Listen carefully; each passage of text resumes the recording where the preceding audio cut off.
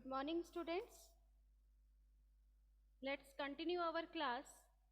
First chapter के question answers मैंने आपको सेंड कर दिए हैं, आप उनको अपनी फेयर नोटबुक में कर लीजिएगा। और आज हम हमारा सेकेंड चैप्टर स्टार्ट करेंगे, पीपल एज ए रिसोर्स। ठीक है, कि फर्स्ट चैप्टर के जो क्वेश्चन आंसर्स हैं या कुछ एक्स्ट्रा क्वेश्चंस जो बनते हैं वो फिर आपको मैं उसकी पिक सेंड कर दूंगी, उससे आप उसको कंप्लीट कर लीजिएगा। जो नहीं समझ में आए वो पूछ लेना। ठीक है, नेक्स्ट चैप्टर है हमारा people as resource, second chapter economics का, people as resource. So take out your book and second chapter,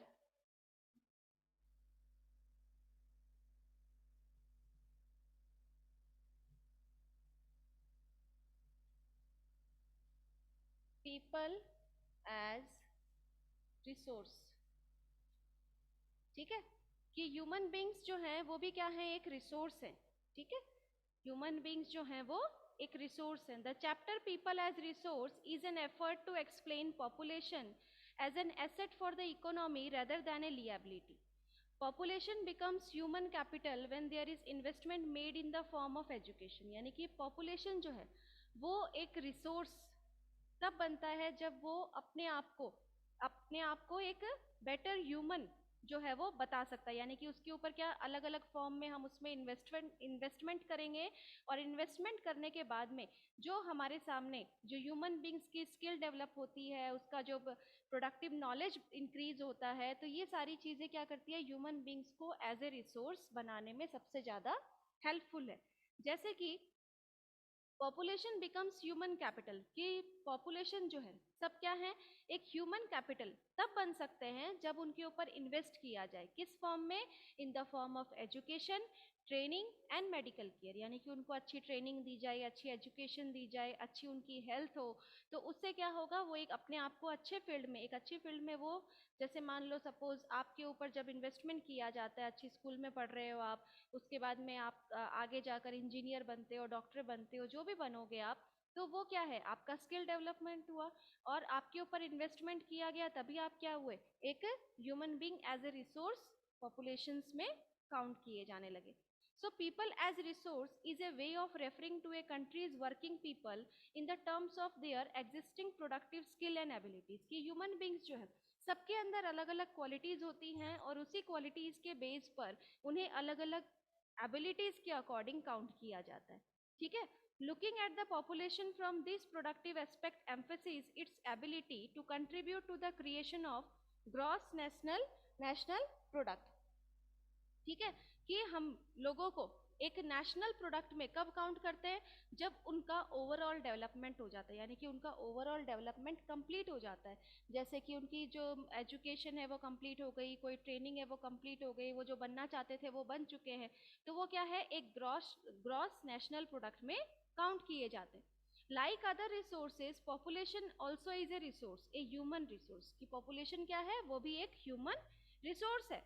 This is the positive side of a larger population that is often overlooked when we look only at the negative side.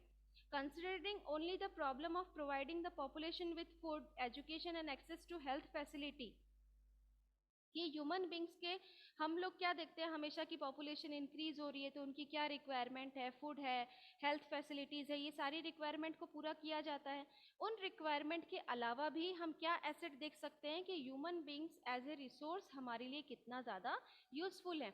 Population अगर बढ़ रही है तो उसमें जितने भी लोग हैं, जितने लोग एजुकेटेड हैं, एजुकेट होंगे, अच्छी फील्ड में जाएंगे, अच्छा कोई इंजीनियर बनेगा, कोई डॉक्टर बनेगा, तो वो क्या है, as a resource, human being as a resource क्या होंगे, पॉपुलेशन के काम आएंगे, लोगों के काम आएंगे। तो इसीलिए ह्यूमन बींग्स को भी क्या एज ए रिसोर्स माना गया है। So when the existing human resource is further develop by becoming more educated and healthy, we call it human capital formation. यानी कि जो लोग ज़्यादा ह्यूमन बींग्स जो हैं वो जैसे जैसे अपनी एजुकेशन को इंक्रीज करते हैं, तो उससे क्या होता है, उनकी ह्यूमन कैपिटल रिसोर्स क्वालिटी जो है वो भी इंक्रीज होती है। That adds to the productive power of the country just like physical capital formation, और वो हमारे कैपिटल को भी इंक्रीज करने में सबसे ज़्यादा हेल्पफुल होते हैं। Investment in human capital through education, training, medical care. तो चैप्टर के स्टार्टिंग से ही हम क्या पढ़ते आ रहे हैं कि ह्यूमन बींग्स जो हैं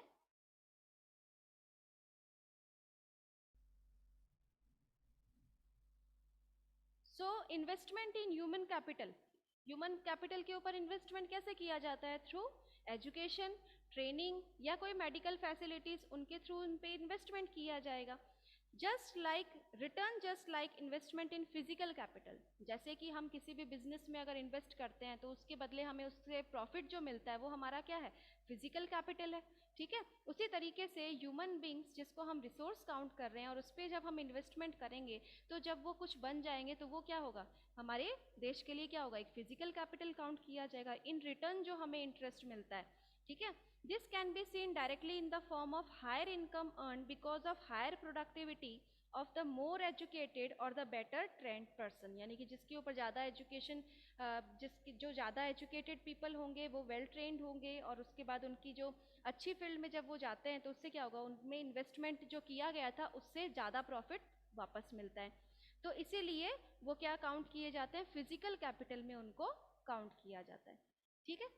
India's Green Revolution is a dramatic example of how the input of greater knowledge in the form of improved production technologies can rapidly increase the productivity of scarce land resource. India's IT revolution is a striking instance of how the importance of human capital has become to acquire a higher position than that of material plant and machinery। कि जैसे कि green revolution जो है वो start किया गया for the better production को increase करने के लिए, बढ़ते हुए पॉपुलेशन को देखते हुए प्रोडक्शन इंक्रीज किया गया, उसमें अच्छी क्वालिटी के seeds, improved irrigation facilities provide कराई गई। उसी तरीके से ह्यूमन बींग्स जिसको हम एज ए रिसोर्स देखते हैं, तो जब हम उसमें अच्छा इन्वेस्टमेंट करेंगे तो उससे क्या होगा? हमें इंटरेस्ट भी उसका बहुत अच्छा मिलेगा, ठीक है। So what is human resource? Is it like land और लेबर? की ह्यूमन रिसोर्स क्या है? क्या कोई लैंड की तरह है या लेबर है, या it is more than that, वो उससे भी ज्यादा है? What is human capital? Human capital क्या है? इट इज लाइक रुपी, पैसा और डॉलर। क्या कोई पैसा है, रुपी है या डॉलर है? It is more than that, वो उससे भी ज्यादा है, क्योंकि सारी चीजें, चाहे वो रुपीज हो, डॉलर हो या लैंड हो, लेबर हो, सारी चीजें किससे बनी हुई है? ह्यूमन बींग्स के। ह्यूमन बींग्स के नॉलेज से ही हम क्या देख सकते हैं? फिजिकल लेबर काउंट कर सकते हैं, फिजिकल कैपिटल काउंट कर सकते हैं। नॉलेज के बेस पर ही हम क्या कर सकते हैं? इन्वेस्टमेंट कर सकते हैं, उसका इंटरेस्ट गेट कर सकते हैं। तो ये सारी चीजें ह्यूमन बींग्स के ऊपर ही क्या है? डिपेंडेंट है। Not only do the more educated and the healthier people gain through higher income, society also gain in other indirect ways, because the advantages of a more educated or a healthier population spread to those also who themselves were not directly educated or given health care। यानी कि सिर्फ कोई 1% आपकी society में है, अच्छा educated होगा, कुछ बन जाएगा, डॉक्टर बन गया, तो वो सिर्फ अपने लिए तो काम करेगा नहीं, उसमें वहाँ पर जिस एरिया में वो रह रहा है वहाँ पे सभी लोगों को वो फैसिलिटी प्रोवाइड होगी, सभी लोगों के लिए वो प्रॉफिटेबल होगा। उसकी एजुकेशन, उसकी जो क्वालिफिकेशंस हैं और उसको जो प्रॉफिट मिला है, वो सारी चीज़ें सभी के लिए प्रॉफिटेबल है, सोसाइटी में रहने वाले सभी लोगों के लिए वो फायदेमंद है। तो इसीलिए ह्यूमन जो है वो एज ए रिसोर्स सिर्फ अपने लिए काम नहीं करता है, बल्कि अपने आसपास जितने भी लोग हैं, जितनी भी पॉपुलेशन है, सबके लिए वो क्या है? एक रिक्वायरमेंट बनता है, ठीक है। In fact, human capital is in one way superior to other than resource like land and physical capital। कि human being जो as a resource जिसको हम देखते हैं, वो बाकी other resources से, जैसे कि land है, water है, जो भी चीजें हम as a resource जिसको काउंट करते हैं, उन सभी से सबसे ज्यादा यूजफुल कौन है? Human beings. Land and capital can not become useful on its own. कि लैंड है, कैपिटल है, जो भी चीज़ हम एज ए रिसोर्स देख रहे हैं, वो अपने आप में यूजफुल कब बनती है? जब ह्यूमन बींग्स उसे बताते हैं। कि हम जिस चीज़ को यूजफुल बताते हैं तभी तो वो यूजफुल कहलाती है, अदरवाइज ह्यूमन बींग अगर किसी चीज़ को यूज ना करेंगे तो कौन करेगा? कोई नहीं ना। तो इसी तरीके से ह्यूमन बींग्स जो हैं वो ही क्या करते हैं? किसी भी रिसोर्स को एज ए रिसोर्स बताने में सबसे ज़्यादा हेल्पफुल होते हैं। For many decades in India, a large population has been considered a liability rather than an asset. But a large population need to be a burden for the economy. It can be turned into productive asset by investment in human capital. For example, by spending resource on education and health for all, training of industrial and agriculture workers in the use of modern technology, useful scientist research and so on। कि यहाँ पर हम क्या देख रहे हैं? कि जो भी इंटरेस्ट है, जो भी इन्वेस्टमेंट किया जाता है वो ह्यूमन बींग्स के ऊपर किया जाता है, चाहे वो उनकी एजुकेशन हो, उनकी ट्रेनिंग हो, उनके हेल्थ के ऊपर हो, ताकि हमारी जो पॉपुलेशन है उनकी रिक्वायरमेंट को पूरा किया जा सके। क्योंकि जो स्किल डेवलपमेंट है, जो नॉलेज है, जो ह्यूमन बींग्स के पास होती है, वो और अदर किसी रिसोर्स में हम नहीं देख सकते हैं, एनिमल्स के पास नहीं हो सकता है। लिविंग बींग्स जो हैं उन्हीं के पास क्या है, इस तरीके की उनके पास ये नॉलेज होता है, उन्हीं के पास ये एबिलिटी होती है कि वो क्या कर सके, किसी भी चीज को देख सकते हैं कि किसमें हमारा प्रॉफिट है और किसमें हमारा नुकसान हो रहा है। इस चीज की देखरेख कौन कर सकता है, ह्यूमन बींग्स कर सकते हैं। तो इसीलिए इन्वेस्टमेंट जो है वो सबसे ज्यादा किसके ऊपर किया जा सकता है, ह्यूमन बींग्स के ऊपर किया जा सकता है। तो इसको हम ह्यूमन बींग्स कैसे एक रिसोर्स है और नहीं है, इसको हम देखेंगे। यहाँ पर एक स्टोरी दी गई है, story of Shakal. There were two friends, Vilas and Sakal, living in the same village Seemapur. ठीक है, टू फ्रेंड्स थे, कौन, विलास और साकाल। कहाँ रहते थे, सीमापुर गांव में। शकाल was a 12th year old boy. शकाल कौन था, एक 12 साल का ओल्ड बॉय था, लड़का था। His mother Sheela looked after domestic chores. Shakal की जो मदर थी शीला, वो क्या करती थी, घर के काम करती थी। His father Butta Chaudhary worked in a agriculture field. उसके फादर, जिसका नाम बुट्टा चौधरी था, वो एक एग्रीकल्चरल फील्ड में काम करते थे। Shakal help his mother in domestic chores. Shakal क्या करते थे, डोमेस्टिक कोर्स में यानी कि घर के कामों में मदद करते थे अपनी मदर की। He also look after his younger brother. उसके साथ साथ अपने छोटे भाई जीतू और सिस्टर सीतू को भी देखते थे। ठीक है, उनकी देखभाल करते थे। His uncle Sham had passed the matriculation examination but was sitting idle in the house as he had no job. उनके अंकल, किसके, शाकाल के, श्याम नाम था उनका, उन्होंने मैट्रिकुलेशन एग्जामिनेशन यानी कि 10th पास की थी। उसके बावजूद भी उनके पास कोई जॉब नहीं था, वो घर में ही आइडल बैठे थे, खाली बैठे थे। Butta and Sheela were eager to teach Shakal. Butta और शीला दोनों पढ़ाना चाहते थे अपने बेटे को। They forced him to join the village school which he soon join. उन्होंने अपने बेटे को गांव की स्कूल में ज्वाइन करवाया। And he started studying and completed his higher secondary examination. उसने 12th पास कर ली। And his father persuaded him to continue his studies. उसके फादर ने उसे प्रेशराइज किया कि आप अपनी पढ़ाई जो है उसे कंटिन्यू रखो। He raised a loan for Shakal to study a vocational course in computer.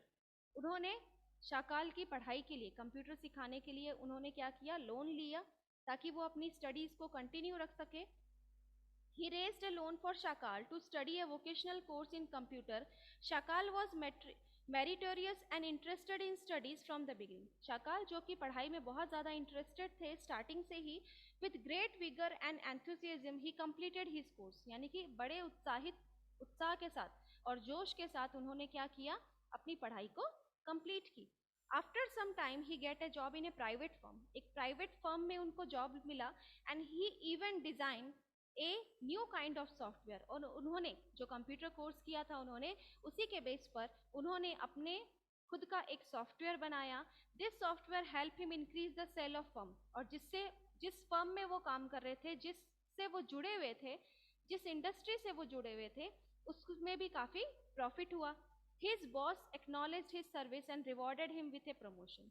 उनका जो बॉस था, किसका, शाकाल का, उन्होंने क्या किया, उसे प्रमोशन दिया और प्रमोशन के साथ साथ उन्हें रिवॉर्ड के रूप में कुछ दिया, यानी कि उनको कुछ प्राइज वगैरह दिया कि हाँ आपने हमारी कंपनी के लिए इतना किया है। तो ये देखो, कहाँ एक पुअर फैमिली से बिलोंग करता था शाकाल, फिर वो एक फर्म से जुड़ा, अपनी एजुकेशन को कंटिन्यू किया। उसकी एजुकेशन के ऊपर इन्वेस्टमेंट किया गया, उनके पेरेंट्स के द्वारा इन्वेस्टमेंट किया गया ना, तो वो किसके काम आया, इंडस्ट्रीज में काम आया। इंडस्ट्रीज बढ़ गई, वहाँ का इन्वेस्टमेंट बढ़ा, वहाँ के लोगों को प्रॉफिट हुआ, तो कितने लोग जो है, उन लोगों को एम्प्लॉयमेंट, जो वहाँ पर थे, जितने भी लोग एम्प्लॉयड थे वहाँ पर, उन सभी को प्रॉफिट हुआ। सभी लोग जो है उनकी भी सैलरी इंक्रीज हुई, सबको प्रमोशन दिया गया, सभी लोग जो है वो उससे प्रॉफिट गेन किए। काम किसका था, सिर्फ एक का, लेकिन प्रॉफिट कितने लोगों को मिला ना। तो यही एक चीज है कि ह्यूमन बीइंग जो एज ए रिसोर्स जब हम देखते हैं, तो वो सिर्फ अपने लिए नहीं, बल्कि अपने आसपास जितने भी लोग, जिन चीजों से वो जुड़े हुए होते हैं, उन सभी को क्या होता है, उनका डबल इंटरेस्ट उनको मिलता है। ठीक है, सेकेंड स्टोरी जो है वो है story of Vilas. Vilas was an 11-year-old boy. Vilas जो कि एक 11 साल का लड़का था, residing in the same village, उसी सेम विलेज में ही रहता था जहां शाकाल था। Vilas father Mahesh was a fisherman. Vilas जिसके फादर महेश एक फिशरमैन थे। His father passed away when he was only 2 years old। जब वो 2 साल का था तभी उसके फादर की डेथ हो गई। His mother Geeta sold fish to earn money. उसकी मदर गीता जो मछलियां बेचती थी पैसे कमाने के लिए, ताकि वो अपने फैमिली का, अपने परिवार का भरण पोषण कर सके।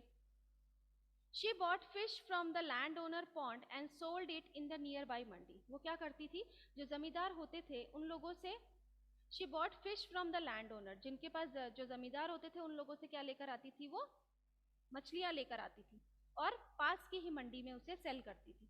She could earn only ₹150 a day by selling fish. यानी कि फिश को सेल करने के बाद में उसे सिर्फ कितने रुपए मिलते थे, for 1 day ₹150। Vilas became a patient of arthritis. Arthritis यानी कि सांस लेने की जो बीमारी होती है, उससे वो प्रॉब्लम थी उसको, विलास को। His mother could not afford to take him to the doctor. उसकी मदर जो उसे डॉक्टर के पास नहीं ले जा सकती थी। He could not go to the school either, और स्कूल भी नहीं जाता था वो। He was not interested in studies, पढ़ाई में भी उसका कोई इंटरेस्ट नहीं था। He help his mother in cooking and also looked after his younger brother Mohan. वो क्या करता था, अपनी मदर को कुकिंग में और अपने छोटे भाई बहन को संभालने में मदद करता था।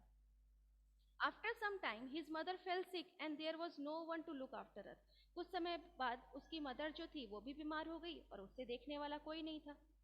And there was no one in the family to support them. कोई उन्हें सपोर्ट करने वाला नहीं था। Vilas too was force to sell fish in the same village. फिर क्या करता, विलास को ही वो काम करना पड़ता जो उसकी मदर कर रही थी।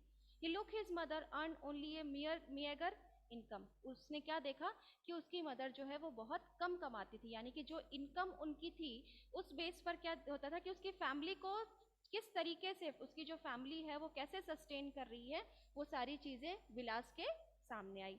ठीक है, तो इन दो स्टोरी से हमने क्या सीखा है कि दोनों की स्टोरी जो है वो अलग अलग है। शाकाल जो थे, उसकी फैमिली जो थी वो उसे सपोर्ट करती थी एजुकेशन के लिए, अच्छी एजुकेशन मिल सके।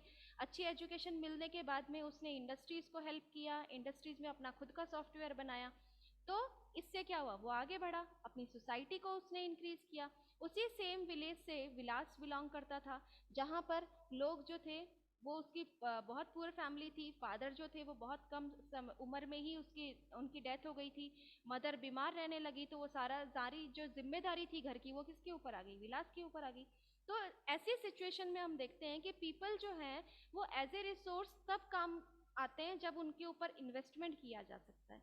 इन्वेस्टमेंट के भी सोर्स होने चाहिए। ऐसे नहीं है कि कोई गरीब आदमी और वो अपने आप में, मतलब कि कैसे अपने बच्चों को पढ़ा सकते हैं, कैसे अपने बच्चों को आगे बढ़ा सकते हैं, तो उसके लिए भी उनकी जो सिचुएशन होती है, उनकी जो कंडीशन है, वो भी सबसे ज़्यादा मायने रखती है। ठीक है, यहाँ तक आप चैप्टर को रीड करना। जो नहीं समझ में आए आप पूछना है आपको। और फर्स्ट चैप्टर के क्वेश्चन आंसर्स और कुछ एक्स्ट्रा क्वेश्चंस जो हैं वो भी मैं आपको सेंड करूंगी, जो आपको फेयर नोटबुक में करने हैं।